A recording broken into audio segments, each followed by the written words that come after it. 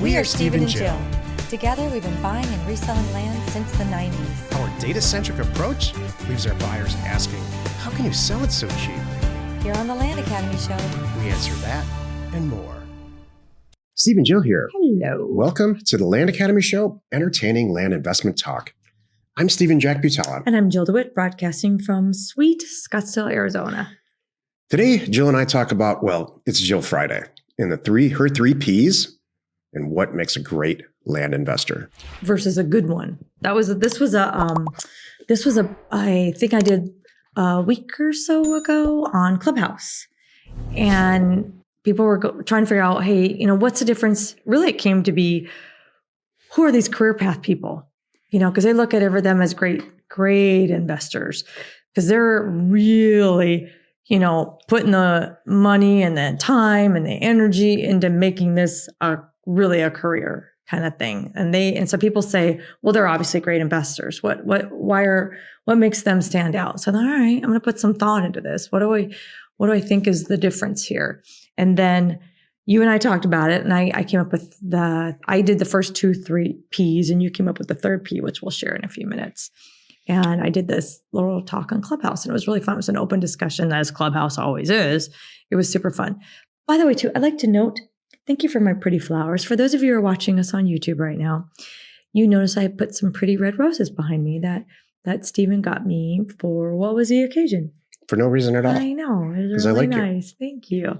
So now that they look so pretty behind us, we should make this a thing. This is Jill's way of getting flowers every single week. You better believe it is.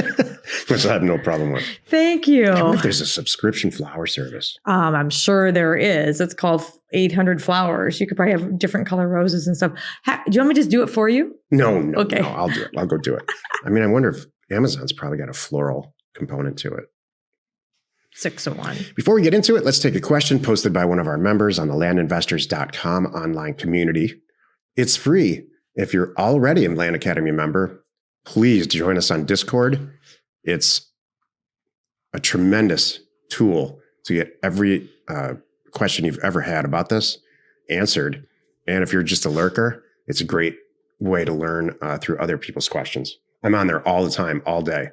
Mm-hmm. Okay, so this is a lengthy one. I'm going to go through the whole thing here. But it's a great question. It's a good story that we have. Yes. Greg wrote, "Hi, everyone. Another fun story to share with the group and looking for any advice. I have a property in blank that has no legal access. The road doesn't quite make it there, that I sold / I'm selling on a land contract.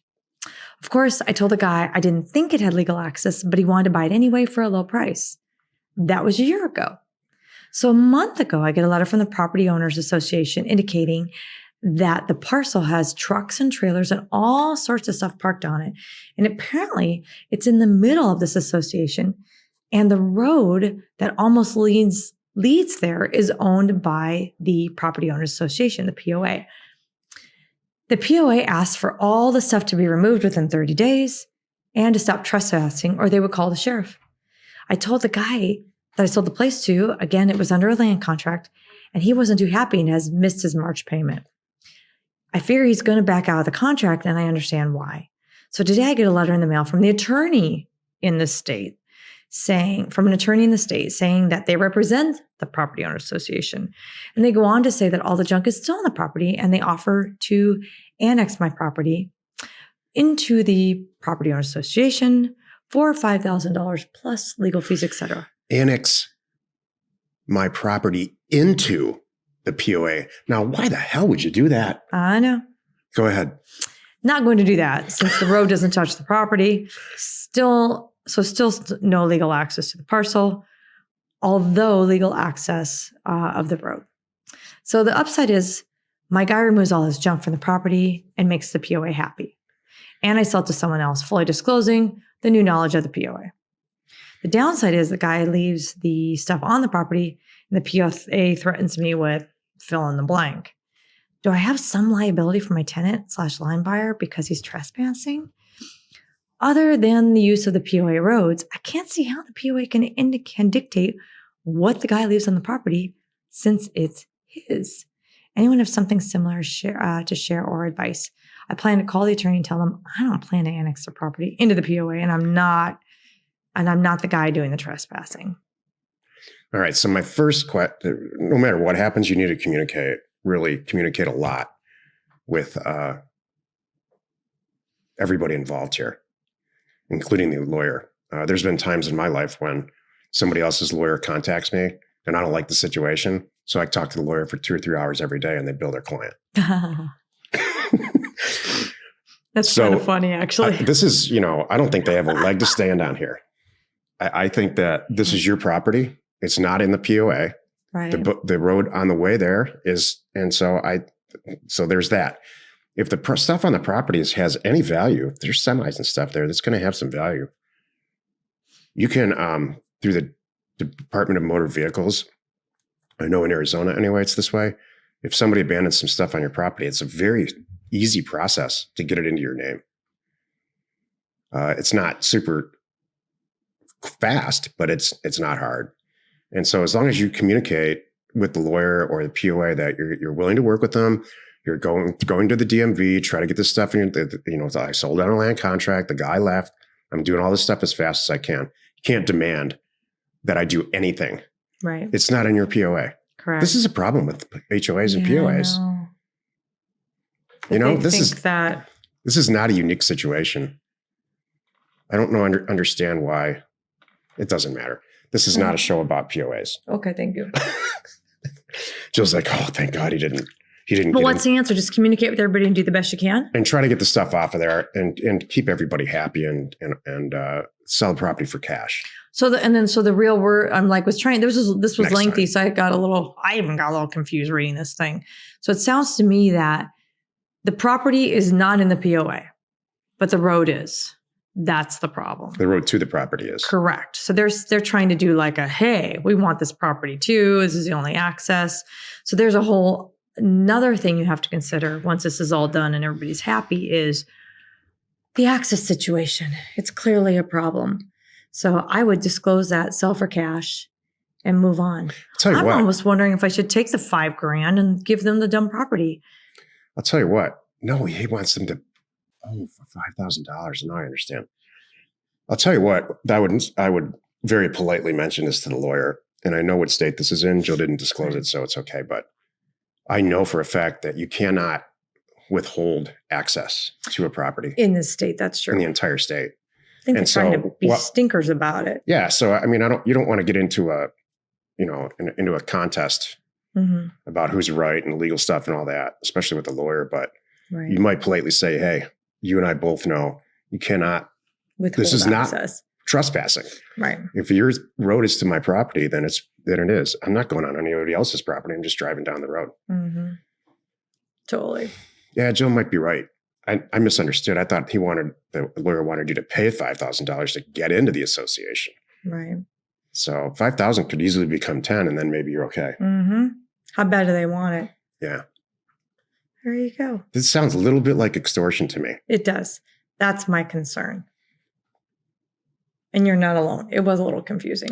Today's topic, it's Jill Friday, the 3 Ps, and what makes a great land investor. This is the meat of the show. Okay. This came from a Clubhouse talk that I had a couple weeks ago. And if you're not with me on Clubhouse, please get on Clubhouse. Come find me. Come find me and follow me.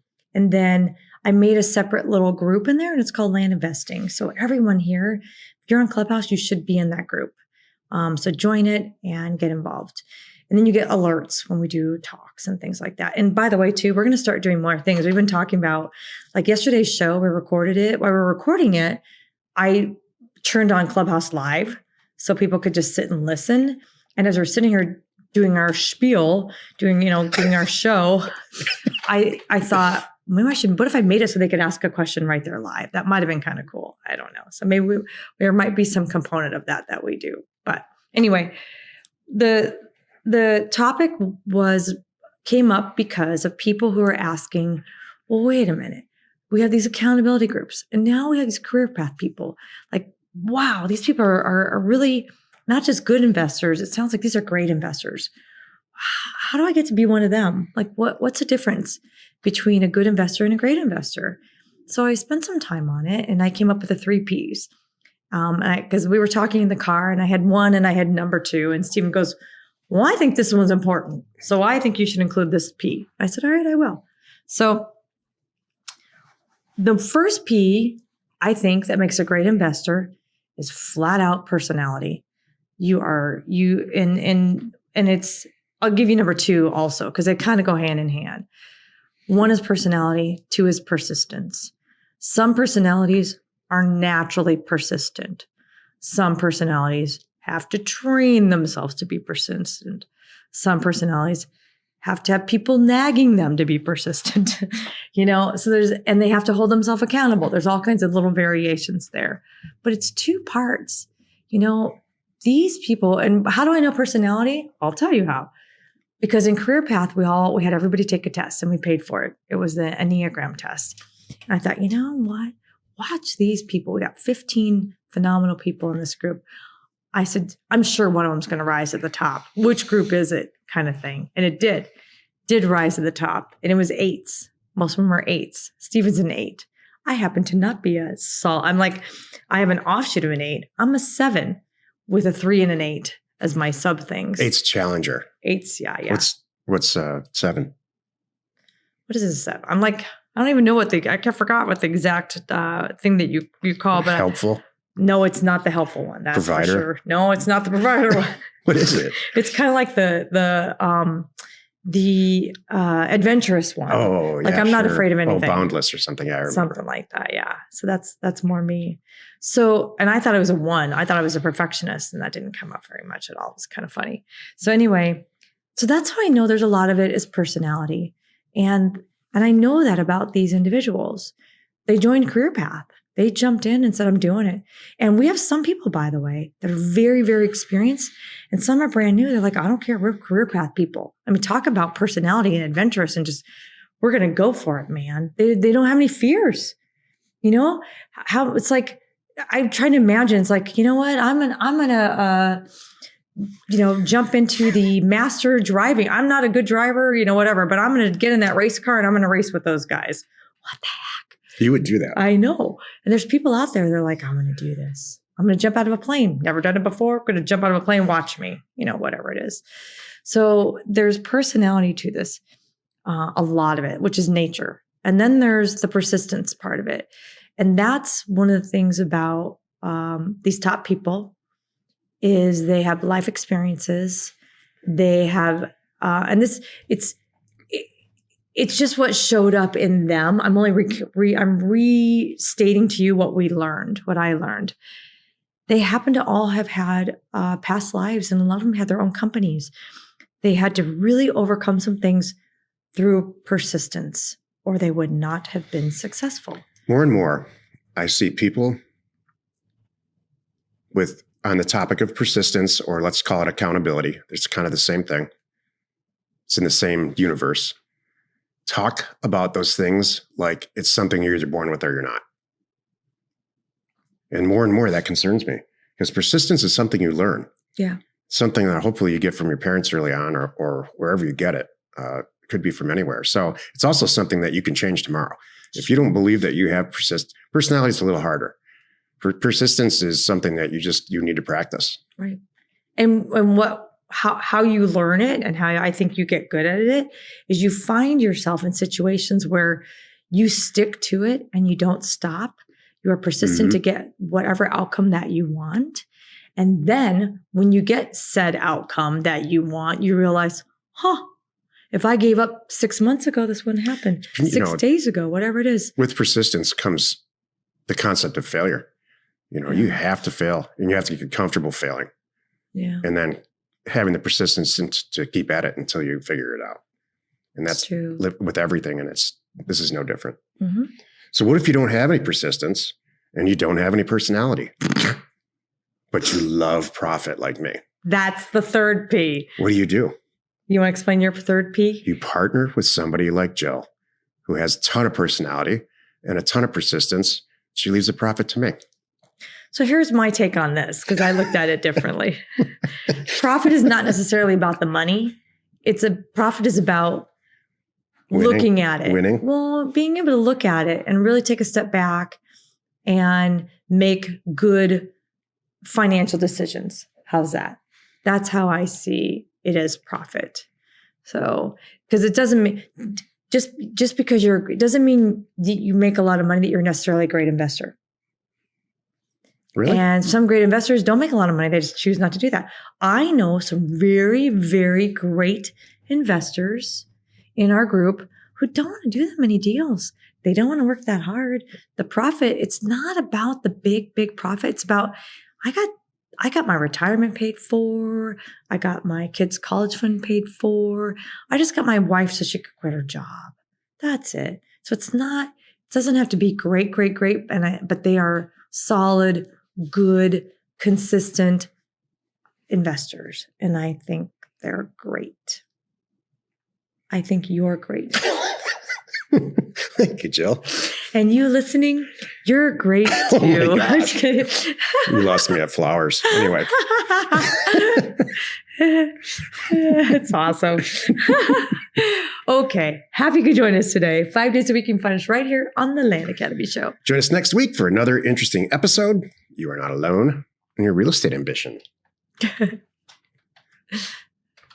do think you're great. I know you do. It's a very nice feeling. You're welcome. Thank you for tuning in. We hope you find our content valuable, and we really do appreciate your support. If you haven't already, zip on over to our YouTube channel, hit the subscribe button, and please leave comments on the shows that you love. We are Steve and Jill. Information And inspiration to buy undervalued property. We hope you find our content valuable, and we appreciate your support. If you have not already, please check out our channel and hit the subscribe button. And your comments and suggestions help us to create the content you're here for. Hitting the like button helps to support our channel's algorithm and gauge your interest for future shows.